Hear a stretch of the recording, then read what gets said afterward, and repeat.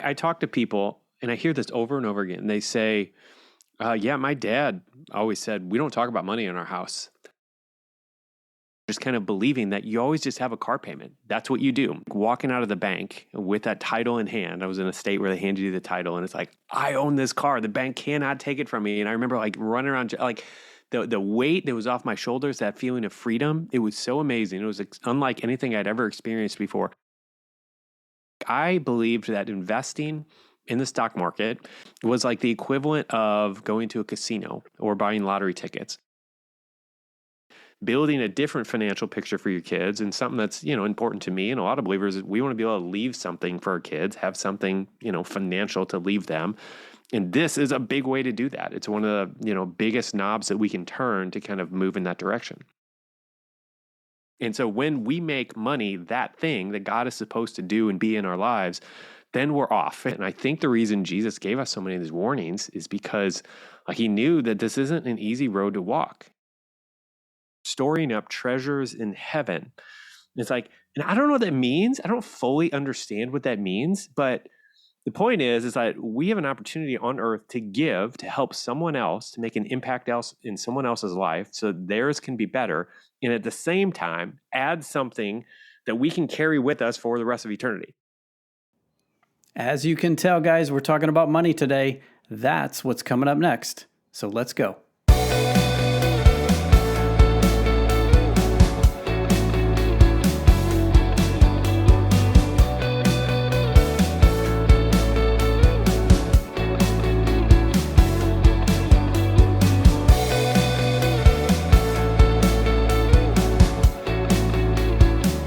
Well, hey guys, welcome to the Next Man Up podcast. My name is Mark Standifer, you know that, and I'm honored to be with you for another episode today.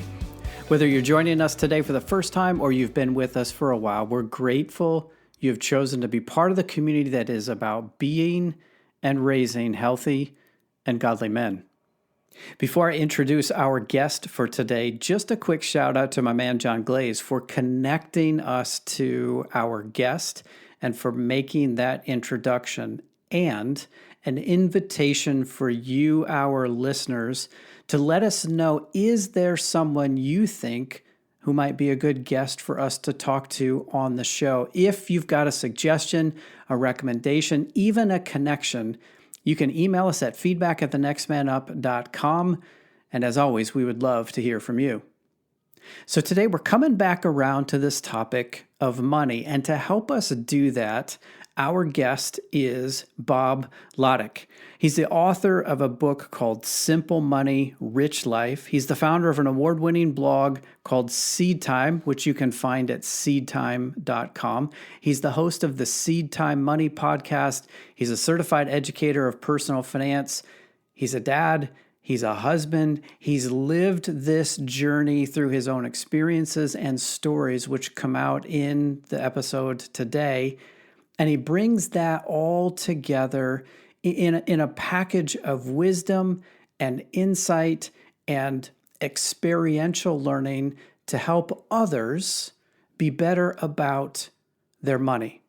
And specifically in this conversation with Bob, I wanted to explore this idea of beliefs that we have around money, both unhealthy as well as what healthy beliefs look like, and how we as men, as fathers, as husbands, influence our kids, influence our families, how we can get on the same page with our wives and pass on to our kids healthy beliefs about money and help them to become healthy and godly. You sense the theme here. This is part of what it means to be and to raise healthy and godly men. Okay, that's enough from me. You'd rather hear it from Bob himself, so let's get to it. Here's my conversation with Bob Lotich. Well, Bob, thank you for being on the show today and for your time, your expertise, the wisdom that I know you're going to bring to our audience around this topic. I'm excited to get into it and appreciate you being here. Yeah, Mark, it's an honor. I'm excited to get to chat. So let's Let me start with this. Obviously, we're going to be talking about money today, and there's lots of different ways we can hit the money topic. But I wanted to go upstream a little bit and get into the beliefs around money, because I'm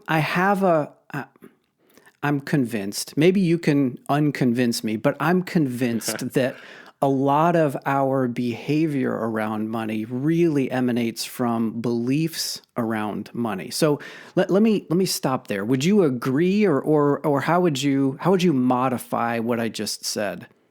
I would say if I could go beyond 100% agreeing with you, I'm saying 150, 200%, 1,000% agree. Like we're on the same page. We agree. Okay, so I'm on the right track. So let's first talk about unhealthy beliefs, because I know we're going to ultimately get into what are some healthy beliefs, but when it comes to beliefs around money, from your own story, your experience helping others, what you know, what are some of the big unhealthy beliefs around money?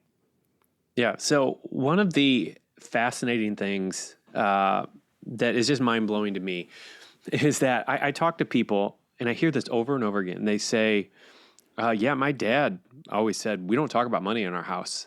And I hear that and I just scratch my head and I'm like, if we as dads aren't talking to our kids about money and we're like just hiding it and just saying, all right, you guys just need to figure this out on your own.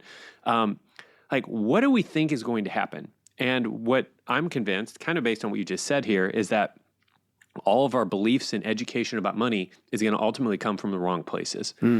Because we have Generation Z, and I'm a millennial, at the tail end of millennials, and so many of them are picking up all of their financial education from Instagram influencers or TikTok influencers. And like, even if they're not explicitly talking about money, like their lifestyles, how they handle their money, the decisions that they make, this becomes the de facto financial education that so many receive. Or it's the credit card companies and we're picking up financial lessons from them, But the point is, like, this is not where we should be getting our financial information. And I know as dads, a lot of us feel like, well, I don't feel like I have it all together to teach my kids, but trust me, like, you got to share something, because we can't just allow all of the financial education, all these bad beliefs, these negative beliefs, and we can get into some of those specifically in a minute, but like, we can't be allowing them to get those from all of the wrong places, like so many people are at this point. And so for me, I'll just give you an example in my own life. Like, one of the biggest turning points in my own life was when we paid off our first car. So my wife and I got married. We were a mess financially. Had so much credit card debt and car loans and student loans and all this stuff. And I, we both kind of decided and committed. It's like, all right, well, let's try to pay off our debt. And so I remember, we paid off some credit cards and we ended up paying off my car. And I remember that feeling, like walking out of the bank with that title in hand. I was in a state where they handed you the title and it's like, I own this car. The bank cannot take it from me. And I remember like running around, like, the weight that was off my shoulders, that feeling of freedom, it was so amazing. It was unlike anything I'd ever experienced before. But the thing that was so powerful about it was that it was proof that this belief that I had, this unhealthy belief that I had, that, I had grown up just kind of believing that you always just have a car payment. That's what you do. You're just a middle-class Missouri boy. Like, you were always going to have a car payment. Once you get it paid off, it's about to blow up. So you got to go buy another one and take out a loan. And I had always just kind of believed that. And so paying that car off was kind of defiance of this belief. And it was a turning point for me. And just one of those beliefs I tore down, where it's like, we're going to keep driving this car. And we're going to keep the $250 a month I was making towards car payments, we're going to put that in a savings account. So the next one we can buy with cash. And so for me, that was just one of those big turning point beliefs. And I'll just stop there so I can let you direct where we're going to go next. Yeah, no. So what a great story. Because let me go back just before the story and reaffirm or affirm what you said about kids are going to find answers to their questions somewhere. Yep. And yep. I can't tell you how many times we've said that on this show in the context really of what it means to be a man or what it means to grow up. And like, they're going to get an answer one way or another. And the only way that we can influence that answer as men and dads is to speak into them and engage with them. And here again, you brought it into the context of money. And so as dads, unless we engage, our kids are going to be looking for answers somewhere else. And I love the example of the belief that I will always have a car payment. Like it sounds like a small thing, but in my mind, I'm picturing you doing a happy dance coming out of the bank saying, wait, maybe that isn't true, that I always have to, in your case, have a car payment, in somebody else's case, fill in the blank. But I love that story because it's a tangible and yet very practical and simple example of what it means to break down an unhealthy belief. Yep. Yeah. And it was and there's so many beliefs like this that we inherit from our parents, that we inherit from whatever, the wounds that we felt, or the divorce that we went through, or like whatever, like all these things. Like we're all carrying so many of these beliefs. And like you said, like just this idea of our kids and our boys and our men that we're trying to raise. If we aren't teaching them and even like being honest with them and walking through our mistakes and the mistakes that we've made so that they can hopefully avoid some of them, it's like, it's really important. So I want you to give us a couple more examples of some of these unhealthy beliefs, but I also I want to go all the way back to the beginning and ask this question too. Like what is it that holds dads back, holds men back from talking about money in the context of the family and raising their kids? Yeah. I mean, I think for a lot of us, and I do this for a living. I've been talking about money for 15 years. I've been in the financial industry for over 20, and I still I have an 8-year-old boy. It's my oldest. And, and I'm like, well, how do we handle this? Like, talking to him about giving and generosity and giving to church. And I'm like, I don't know if I'm saying that right. Like, I kind of feel like that's kind of, so it's just hard. And I think, maybe like the sex talk too, a little where it's a little bit like, I don't know. Awkward. It just can be awkward. But it's worth wrestling through. It's worth kind of fighting through. And so I think it's reasonable that we don't feel equipped to talk about it. But again, coming back to the previous point, like, trust me, we are better equipped than a lot of other sources of information that the kids are going to get. And so we best step into that role as fathers and use our, God-given authority and placement in their lives to do our best, and as a Christian, like, I just kind of feel like this is something I can pray about and bring God into this conversation and ask him for wisdom for, to help me teach my son as he's moving forward, Yes, right on. So I'm with you, but I'm going to push you a bit to give us some more of those unhealthy beliefs, right? Like let's root some more of these out so that we can bring them to the surface, and then as we progress, we can talk through like what's an alternate belief, what's a better belief to have around money. Yeah. So another one for me, and again, like, these are things that I dealt with, and there's a whole bunch of different ones, but like for me, like, I believed that investing in the stock market, and not only necessarily like in a small penny stock, but just in the stock market in general, like an index fund or something, was like the equivalent of going to a casino or buying lottery tickets. And that was just kind of, and I had a great dad, awesome dad, but that was just the mindset that he kind of shared. It's like, no, investing money in the stock market, that's really risky, but going to buy lottery tickets, that's not so risky. And that like held me back from investing for a long, long time. But once I like started to analyze this and look at the numbers, it's like, wait a minute, investing in the stock market wisely in an index fund or something like actually is not that risky at all over the long term versus buying lottery tickets or going to the casino, like, are all but guaranteed losses over the long term. And anyway, that was a really empowering belief for me because, again, I came from a middle-class home, and felt like, no, that's just for rich people, we don't do that, and it's so accessible now, and it's something that, we're talking about a lot with our readers and listeners and trying to help them break down those beliefs that I had for anybody else who has that. But breaking out of that mindset and belief allows you to begin changing your family tree, building a different financial picture for your kids, and something that's, important to me and a lot of believers is we want to be able to leave something for our kids, have something, financial to leave them. And this is a big way to do that. It's one of the, biggest knobs that we can turn to kind of move in that direction. What about when it comes to the Christian belief and theology and foundation? Like, what are some of the unhealthy beliefs that you see in the context of that person who is a Jesus follower and Yep. who does want to participate in the work of the kingdom? Like, what are some things that undermine a healthy understanding of money from that perspective? Yeah.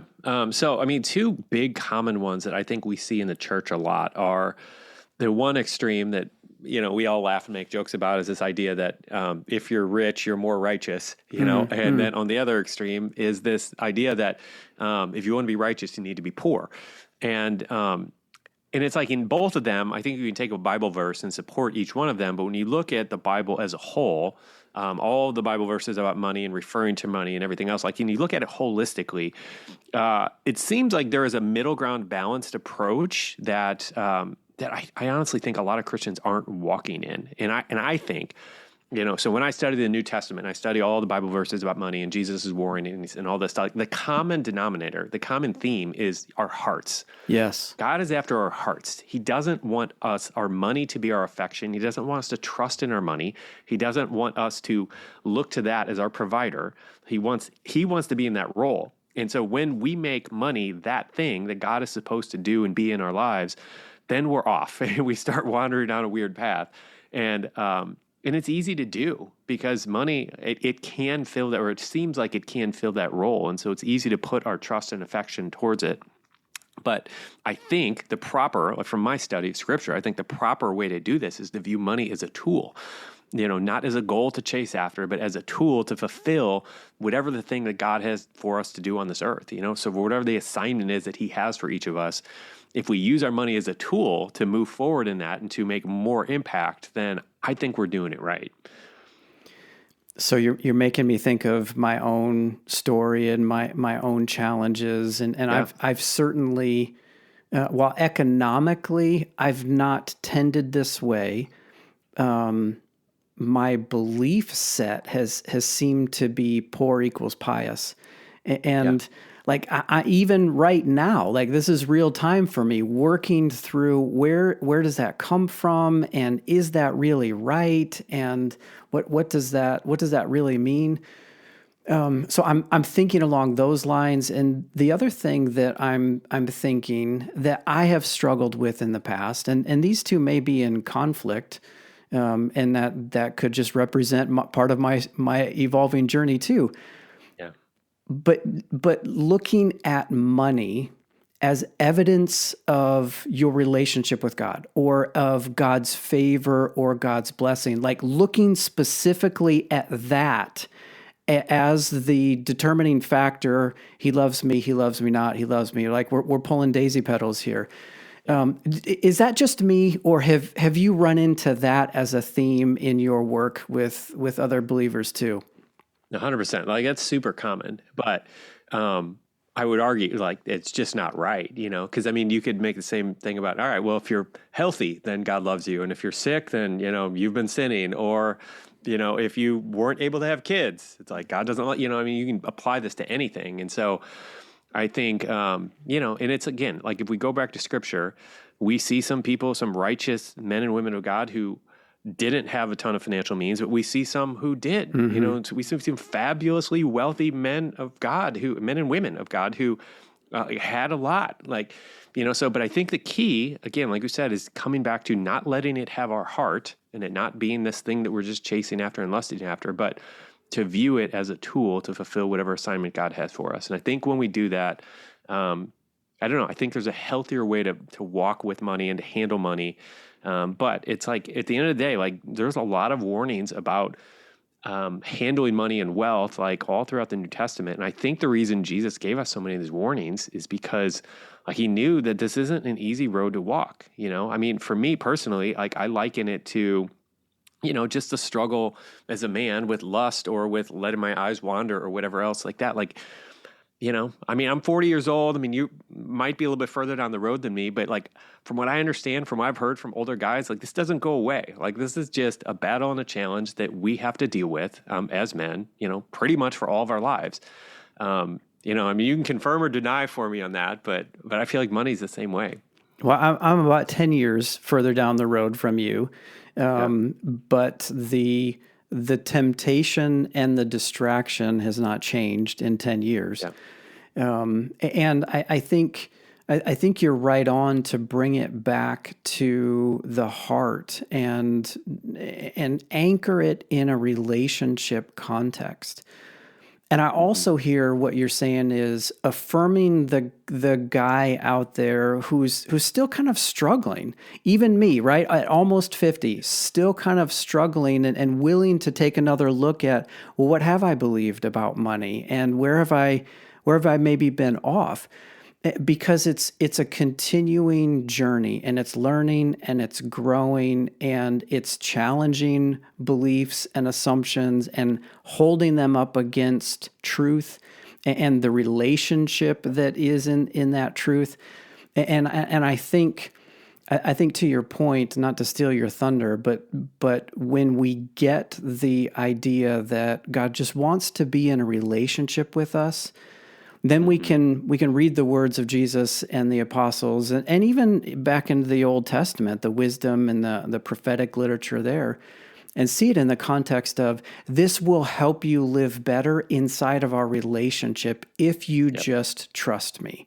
More than just follow these rules and obey, trust me. In fact, we did an episode a while back on this idea of pursuing the relationship over obedience as a father, like working with your kids in that way. Well, this is what God the Father is doing with us. And we're specifically talking about it in the context of money here, among many other contexts in which it could be applied as well. I need to stop talking because you're the guest and the expert, and my audience hears me all the time. So I'm good for a conversation. Whatever. We can go wherever you want. Well, any thoughts or responses to that? Yeah, no, I mean, I think you're right on. Like, that's just what I feel like I've experienced in my walk with God. And I just think that makes sense. So let me move us a little bit in the conversation, because I know in your work, in your life, you lived it first, and in your work, you're helping others to live this out. You kind of flip the script when thinking about money. And you say, it's not about how much you have, it's about how much you give. And maybe that's not a direct quote, but it's certainly in that lane.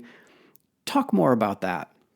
Yeah. So for me, because part of my, I just think the way I'm wired, like I struggled for a while just about wanting more and more and more, struggled with, just desire for more. I don't know, just craving more money. And it's like, why? I don't know why. I knew it wouldn't solve all my problems. I knew it wouldn't make me happy, but it was just something like I kept on craving. And so in all this, I've been a work in progress the last 15 years in my journey with handling money and heart and all this stuff. Like, I think we're all a work in progress, but in all this, like I found myself with some tension there, because at the same time as I was kind of dealing with this, like my wife and I, from when we were dating, like both had this shared desire to be able to want to give away millions of dollars. And at that point, we were so broke, it was just laughable to even like think about that idea. But it was this desire that God clearly put on our heart. And so I have that. We have this kind of built-in desire that God put in there, but then we also have, or at least I'm struggling with this desire of just wanting more and wanting to grow my income every year and wanting to do all these things.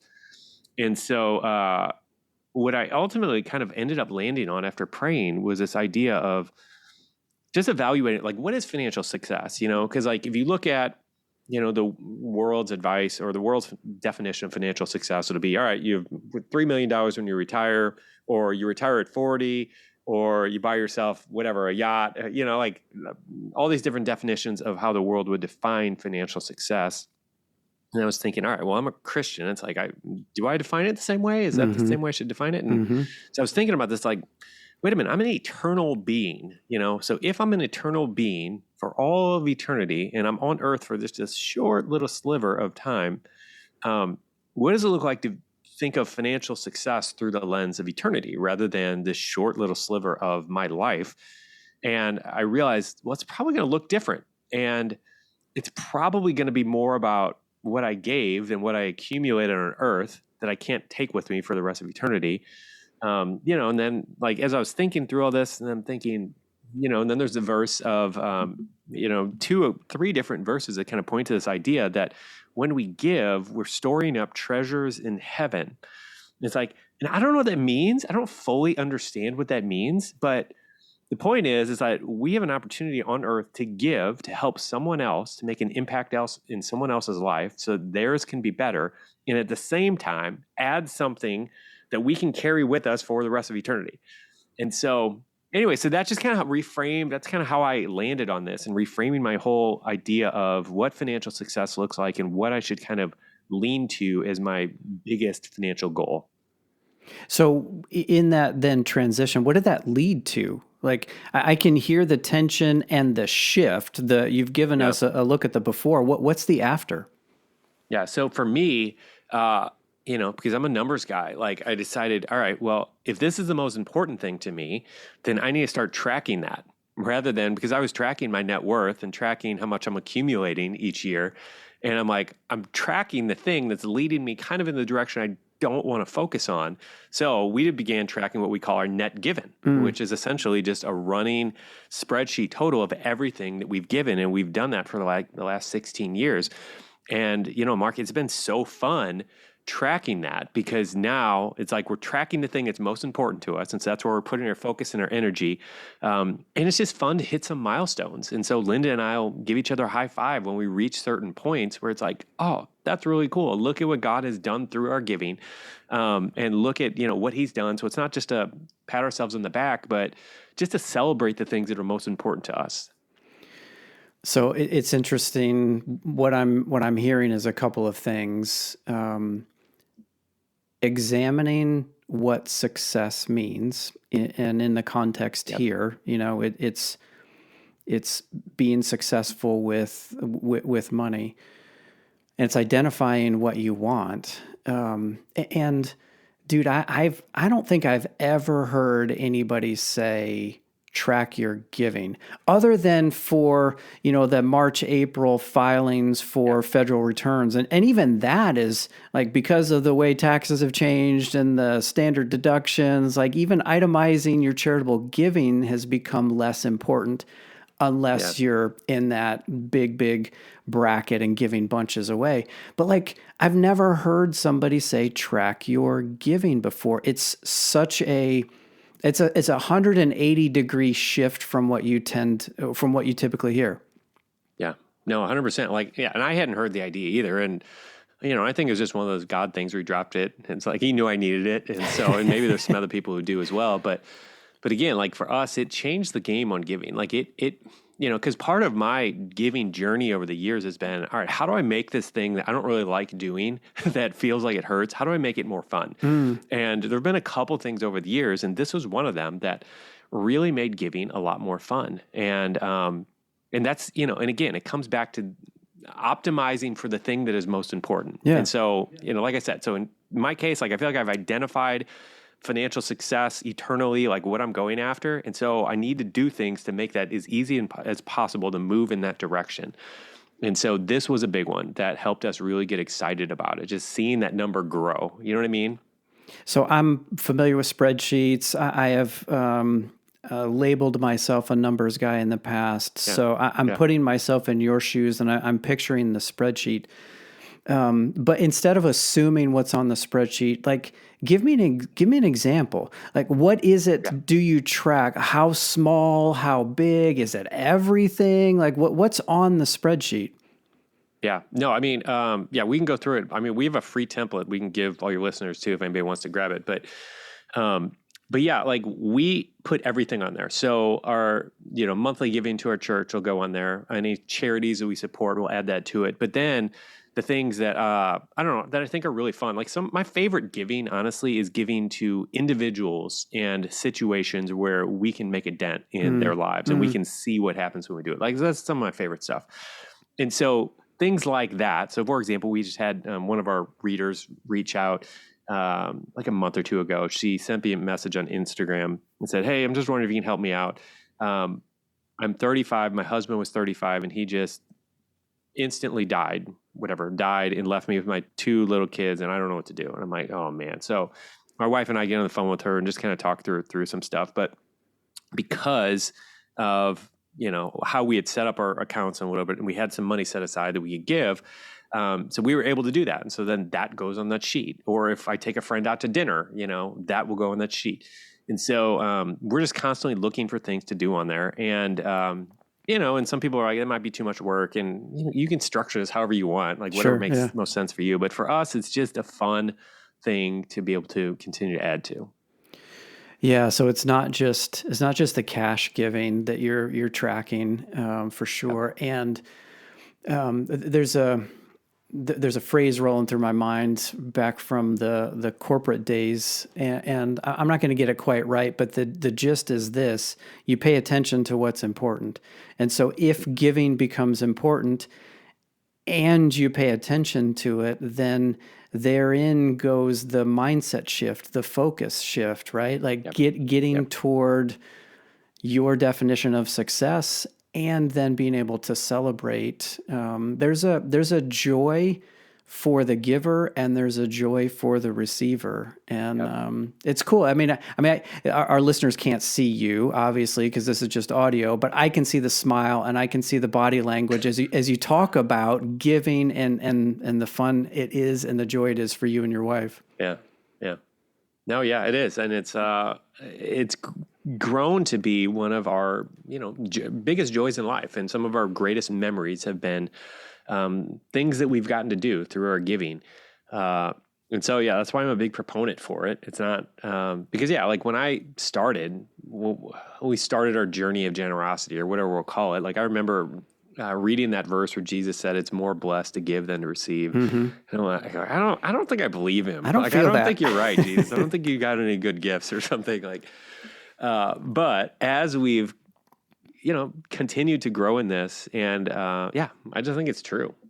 So I'm loving the discussion so far, and I want to bring a little bit more of your story in. I watched a video that you had available on your site. I don't remember which one it was, but you and your wife were talking about the spenders versus the savers.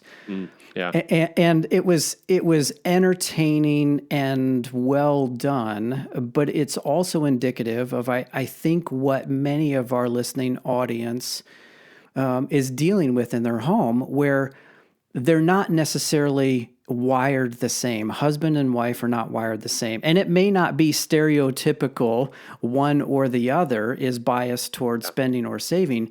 But you guys know this firsthand, what it's like to work through the bias to save or the bias to spend. And so talk about that for a minute, like what that has been in your relationship and what it's been like to work through that.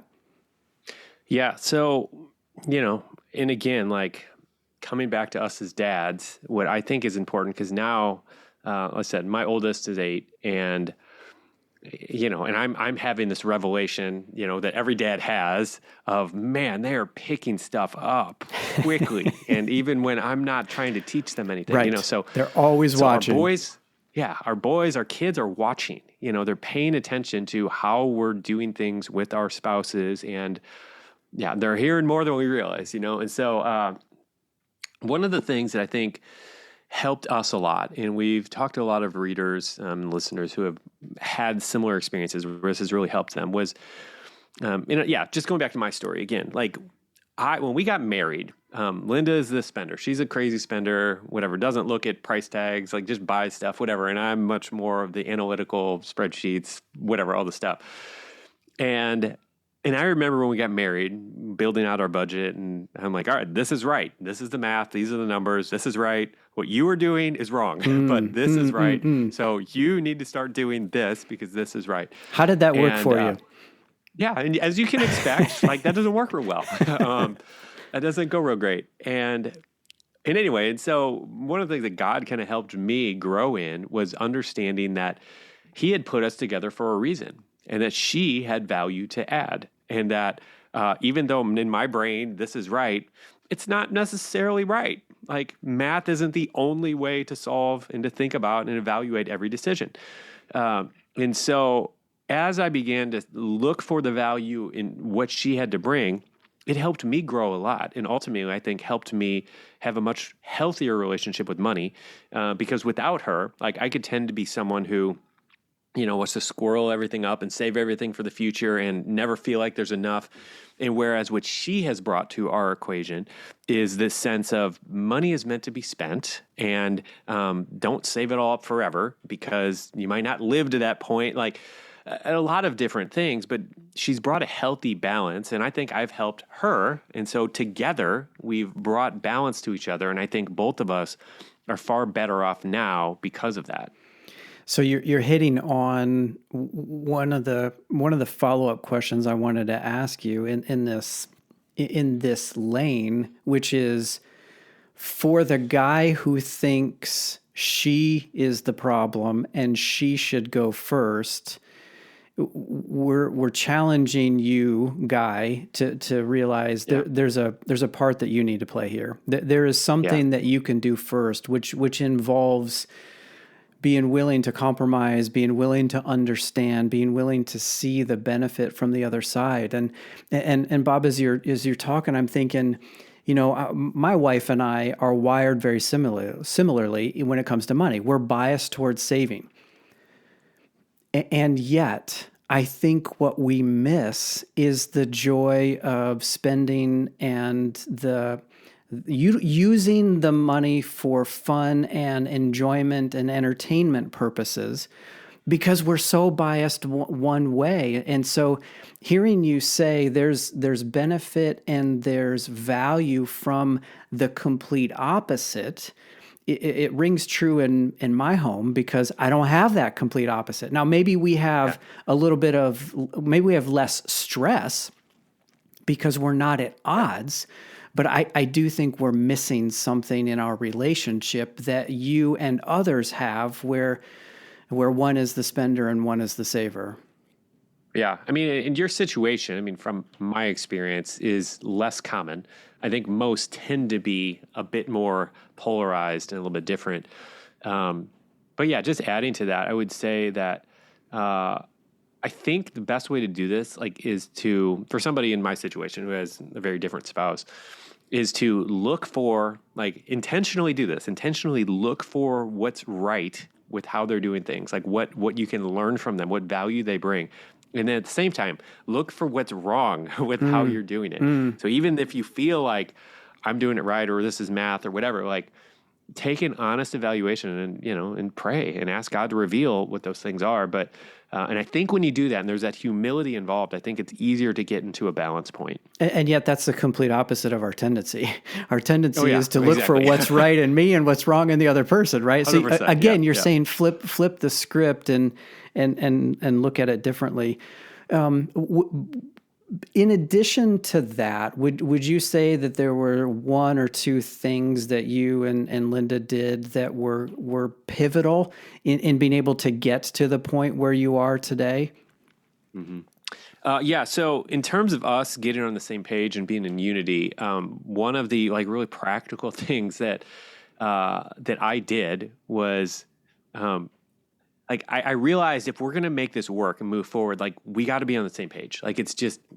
So you have to fight for getting on the same page and being in unity with your spouse, because everybody listening knows that it's really hard when you're not on the same page. So that has to be your number one goal, your number one priority of how we can do this. Now, within that, what helped me was, all right, how can I make talking about money, this thing that she hates, how can I make this fun? And so, and my wife happens to be pretty easy. It's if I take her out to dinner, get some ice cream, whatever, make this a fun occasion. like that suddenly makes the topic that we're talking about a little bit more tolerable. And so that, like, and she would tell you this if she were here, she would say, like, that made all of this a whole lot easier because now we could have conversations about money, which is so important because so many couples can't even have a conversation about it. And so that's the first step. It's like, how can we get to a point where we can talk about this to move forward? And so that really helped a lot. And then the other piece I would add to this is me finding out exactly what she wanted, the desires of her heart, that like, what are the things she's dreaming about, where she wants to be in 3 years, 5 years, 10 years, whatever, what's important to her. Like, is it to go on a vacation every year? Is it to whatever, to have a new kitchen or nicer kitchen or, you know, or to be able to give or whatever the thing might be. Like, what is it? What are the things that are important to her? And then me being the numbers nerd, to be able to say, all right, hon, this is important to you. So I'm going to try to build something that's going to help us to get there. But in order for us to get there to the thing that you want, you're desiring, you know, this is how I think we're going to have to do it. And then there's this conversation of all of this stuff. But she has such a vested interest because it's built around, or at least partially around, some of the things that she's desiring. Yeah, again, kind of defining success in the relationship here when it comes to managing money and getting to an agreement that you guys can both pursue together. I like that. Let me come back to debt. I know debt is it's part of your story, and it can. We talked about it as being potentially one of those unhealthy beliefs. There's a lot of different perspectives around debt and ways to think about debt and the types of debt. When it comes to debt in your life and in your readers and listeners and those you help with, how do you navigate this topic?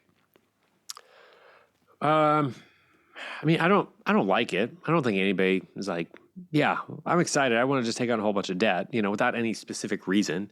And I think there's a fairly, I don't know, it's a pretty different thing when you're getting in credit card debt because you have an obsession with buying $500 sneakers, you know, and you get yourself in trouble that way versus, all right, I'm going to buy a rental property. So whatever, I can presumably make more money. And, you know, again, it's a very different thing. And I think a lot of times they all get lumped in the same category. And, you know, I don't necessarily feel like they are the same thing because one is using it to grow and move forward. And the other one is just not having the patience to wait or save up for something. Yeah, consumption. Yeah, and so those are different problems, or I mean, even one isn't even necessarily a problem. I think, you know, if you're using it to leverage and to grow, it's like it needs to be done with wisdom, and that's a different discussion, I guess. But in our case, like when we got married, we tended towards the overconsumption and the just I want it now, so I'm not going to wait, and this piece of plastic is going to help me get it faster, and yeah, and so that's something that yeah, I think has to be worked through, and there's a variety of different, I think, discussions along those lines that people might need to hear at different points. But yeah, I'll let you direct me from there, Mark. No, it's good, right? It's like, so again, not such that there's a right answer, but just kind of clarifying your position. And there is wisdom in how we think about it.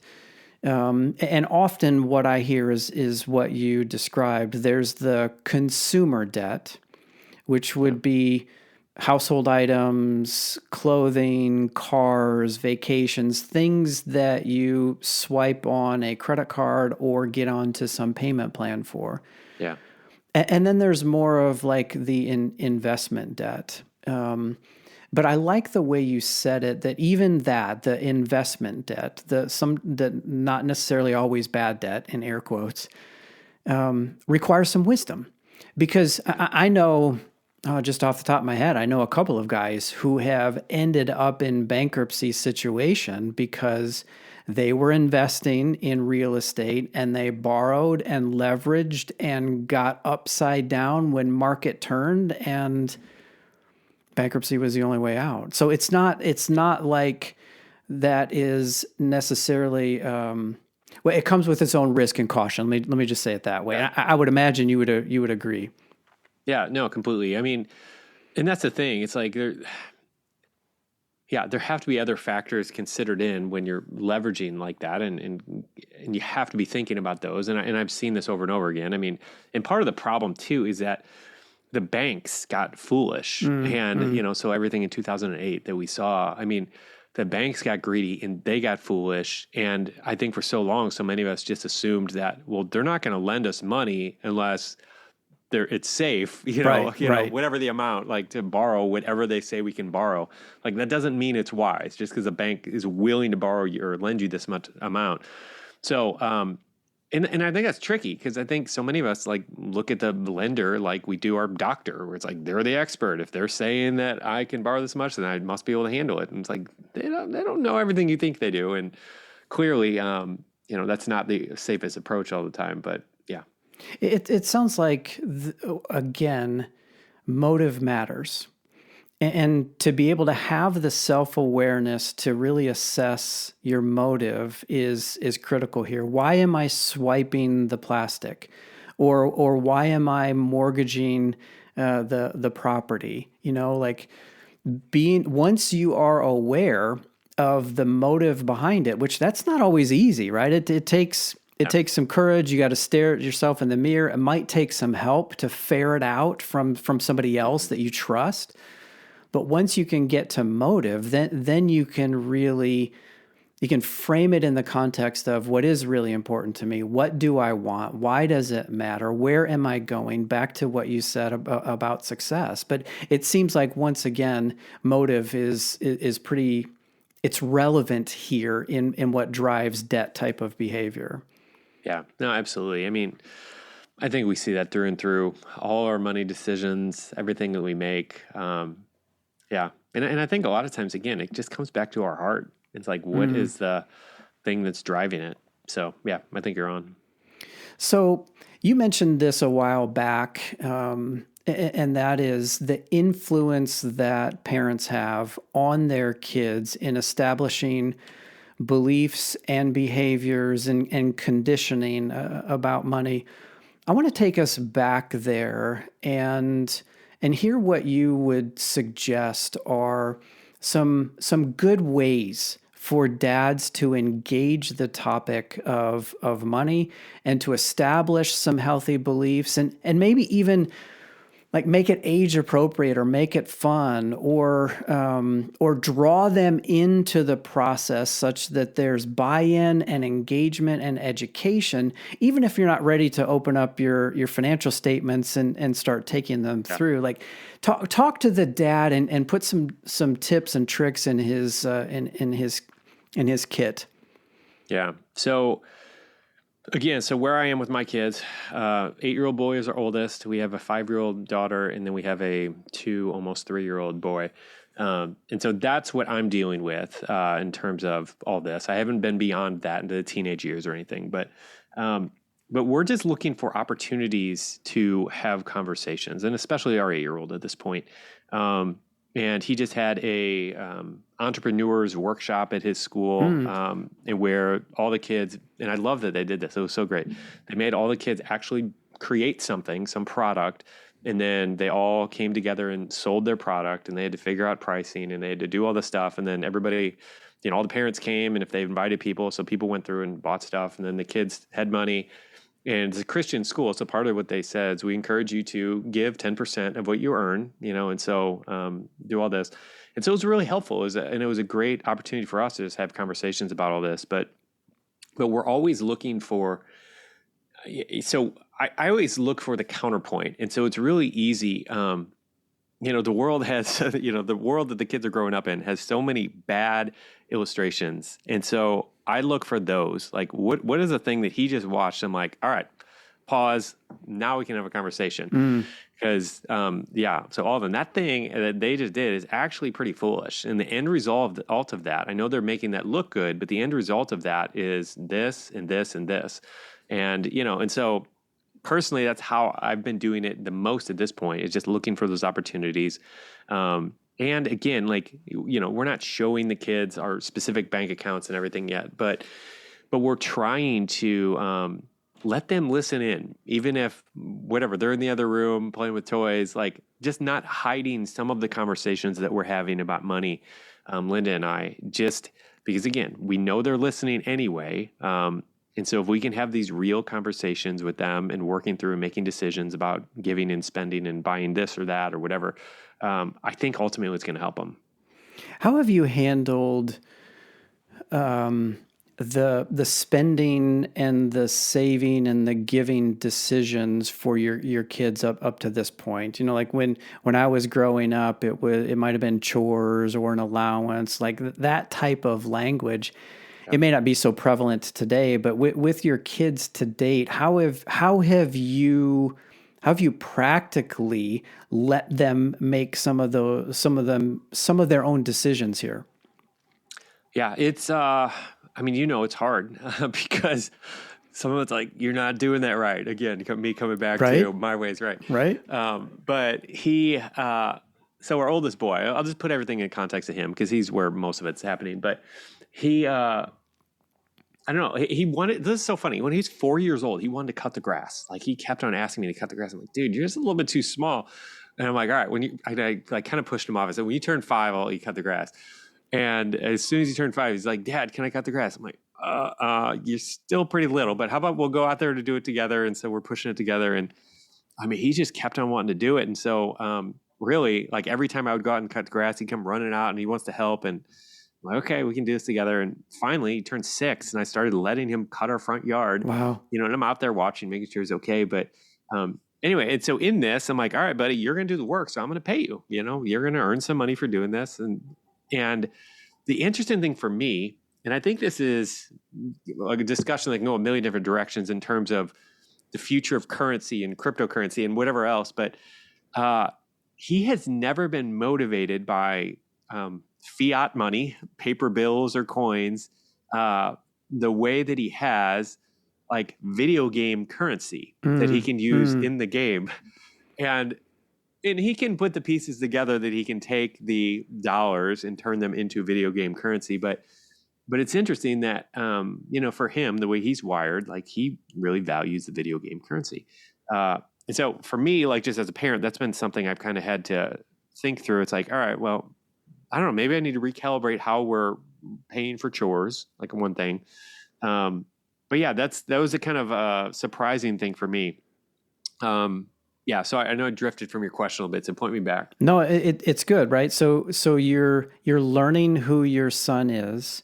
You're creatively interacting with him and looking for ways to leverage what he's interested in to accomplish the lesson or the wisdom that you're trying to impart. And I also hear something that was true in us, like you're keeping up with him.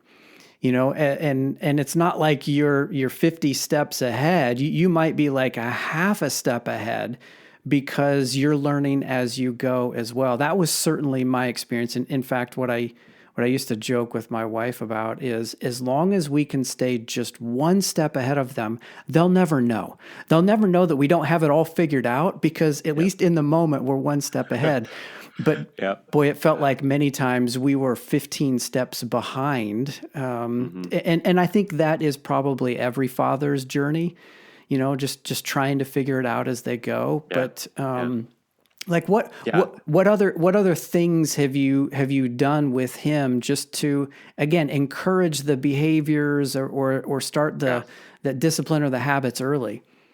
Yeah. So I mean, in terms of just these fundamental basic ideas of not spending every dollar that you get as soon as you get it.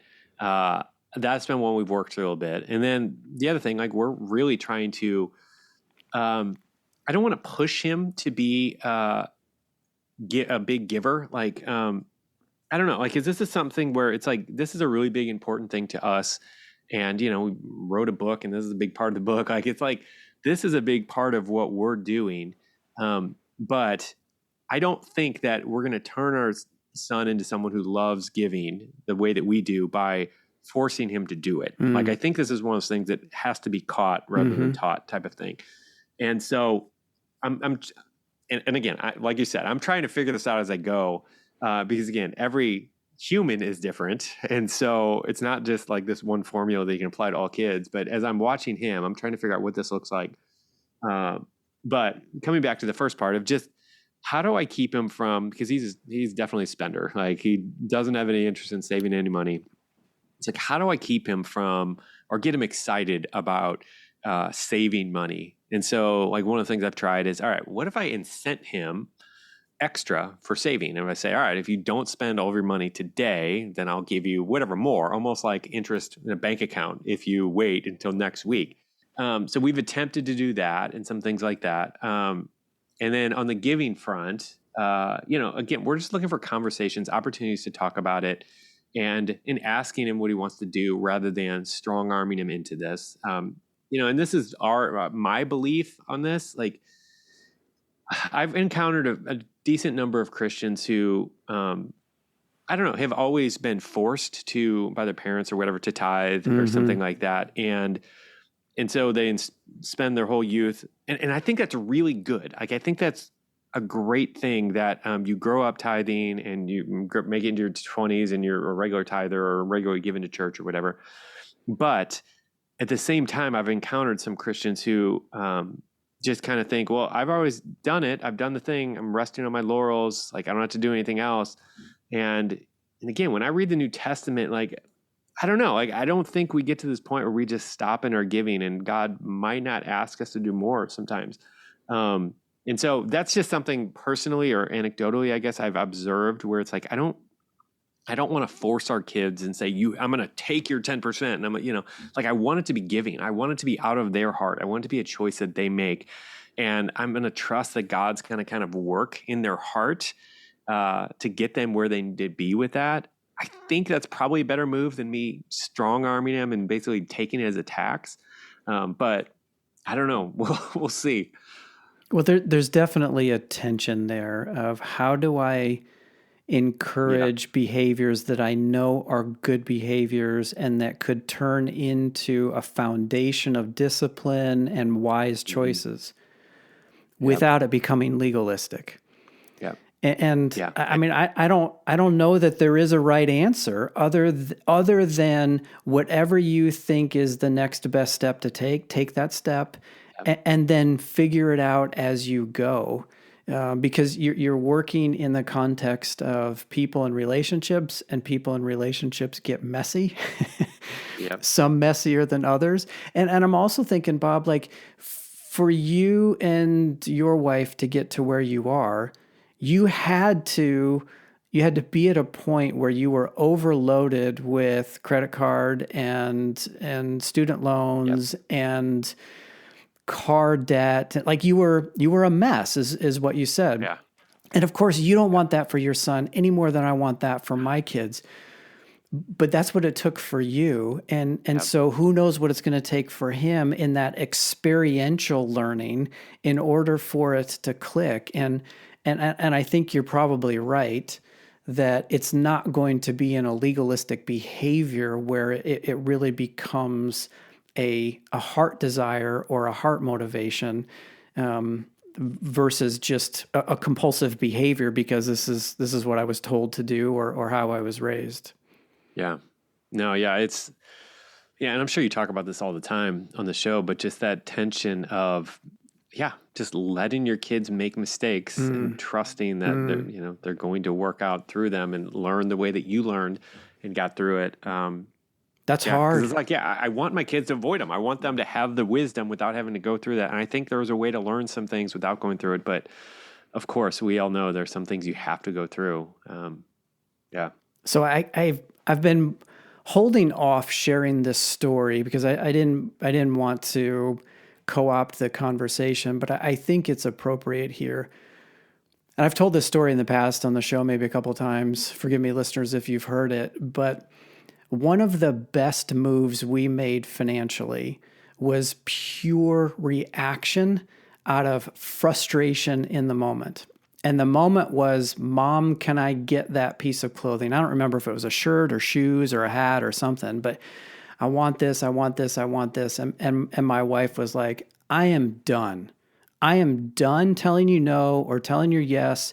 you are going to start making these decisions for yourself. And so at 14, which is later probably than it needed to be, but it was in the moment for us, we started to give our kids a clothing budget. And wouldn't you know, their behavior changed like that. Because suddenly they understood, okay, the decision is on me now. And we also put some incentive to it, where if there's leftover, when you're done at the end of the year, if there's leftover, you can use it for whatever you want. It doesn't have to be clothing, it's your money, but all of your clothing is going to come from this budget that we're giving you.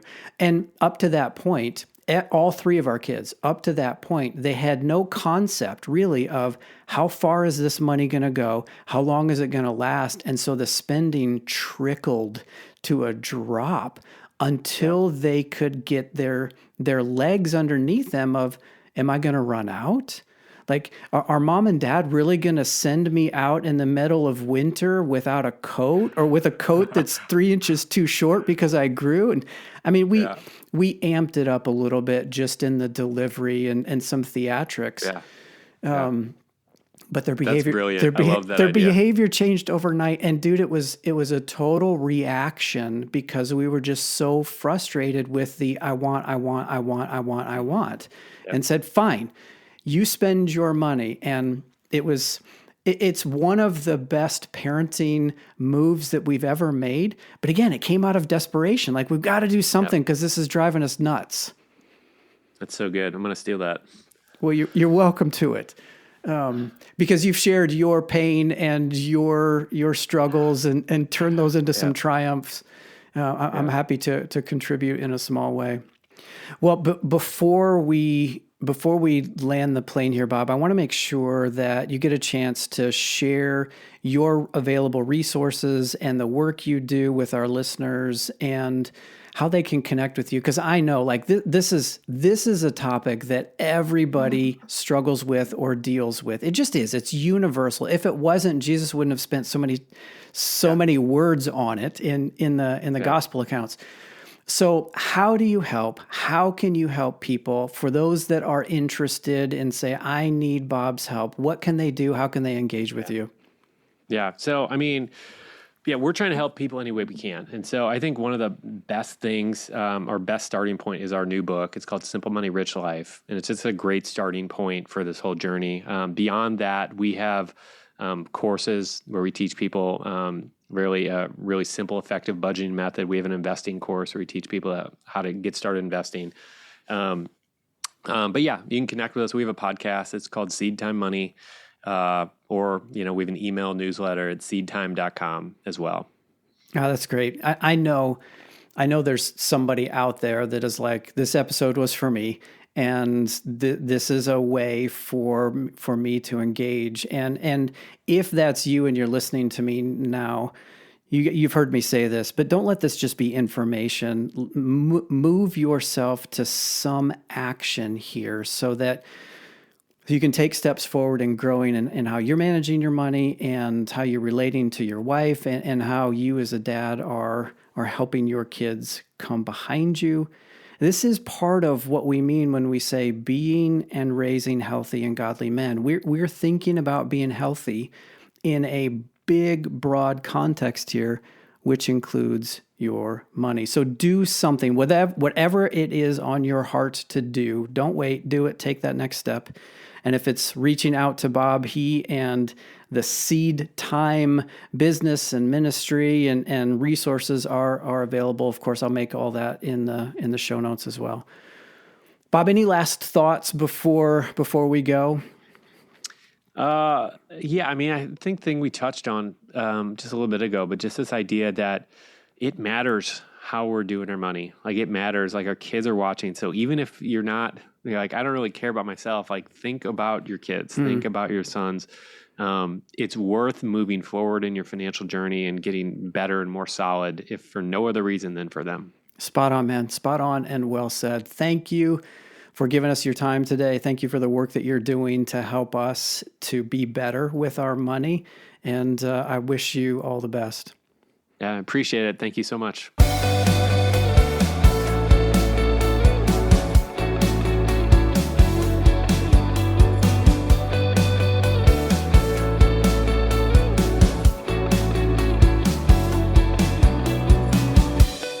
To send us your comments or questions, you can email us at feedback@thenextmanup.com. The theme music is by Jacob Stanifer at Jacob Stanifer Music, and this show is part of the NRT Podcast Network.